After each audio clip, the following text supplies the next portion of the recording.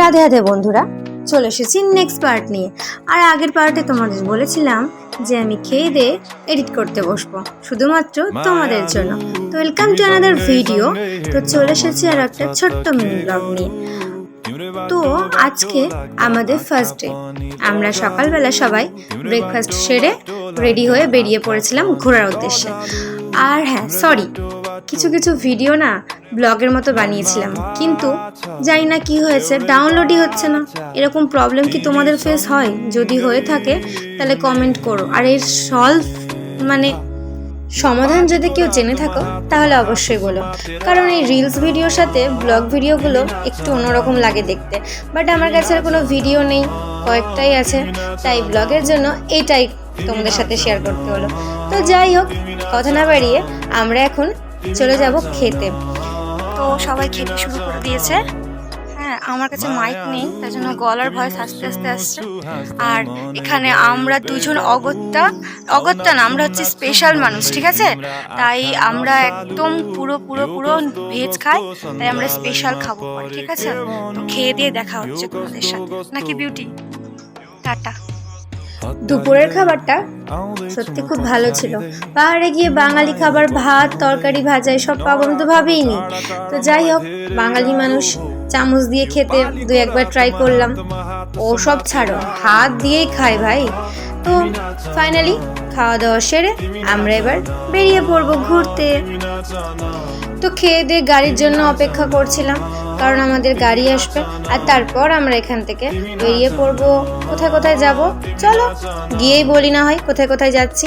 তো এটা হচ্ছে হনুমান টেম্পল।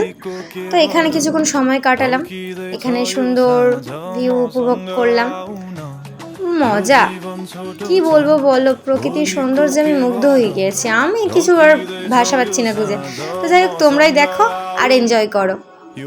এরপর আমরা এখান থেকে সায়েন্স সিটিতে গিয়েছিলাম, আর সেখানে গিয়ে অনেক সুন্দর সুন্দর ভিউ ছিল যেগুলো আমরা উপভোগ করেছিলাম। সব কিছু তো ক্যামেরাতে বন্দি করা যায় না, কিছু মনের স্মৃতিতেও থাকে।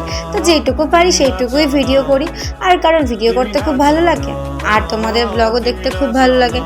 আর হ্যাঁ, যেসব বন্ধু বান্ধবী তোরা যাসনি তাদের জন্য বানালাম ভিডিও। তো যাই হোক, তো এখানে আমরা কিছুক্ষণ মজা করলাম দুই বান্ধবী মিলে। আর হ্যাঁ, গোটা রাস্তা আমাদের ড্রাইভার কাকু সবাই শুধু আমাদের ড্রেস দেখছিল, বিকজ আমরা দুজন একই ড্রেস পরেছিলাম। অনেকে তো জিজ্ঞাসাও করে ফেলেছিল, তোমরা কি সেম প্ল্যান করে এসেছো? আরে হ্যাঁ, আমরা দুই বান্ধবী সেম প্ল্যান করে এসেছিলাম, কারণ বন্ধুদের সাথে এটাই তো মজা, তাই না?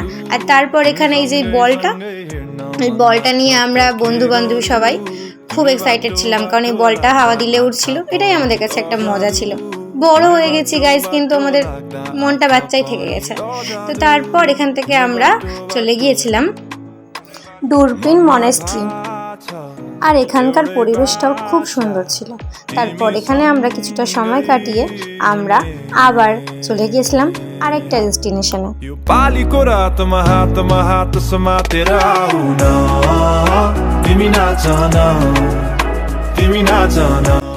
আরও অনেক জায়গায় ঘুরেছি, বাট সব জায়গার ভিডিও করিনি, আর করবো না, কারণ তোমরা গিয়ে ঘুরে আসবে, দেখে আসবে, তবে না মজা। আর কিছুটা উপভোগ করেছি, আর এরপর হোমস্টেতে ফিরে গরম গরম চা আর সাথে পাকোড়া দুটো খেয়ে আর কিছুক্ষণের মধ্যে রাতের ডিনারটাও সেরে একদম উপরে উঠে গিয়েছিলাম, কারণ পাহাড়ি রাস্তায় আমাদের ওঠাটা খুব সহজ নয়, কারণ আমরা উঠতে পারি না। আর বিশেষত আমরা মোটু মানুষ, তাই আরোই উঠতে পারি না, বাঙালি বস। তো যাই হোক, একদম খাবার দাবার সেরে উঠে পড়েছিলাম উপরে। আর এই যে এখানে দেখো পোগো।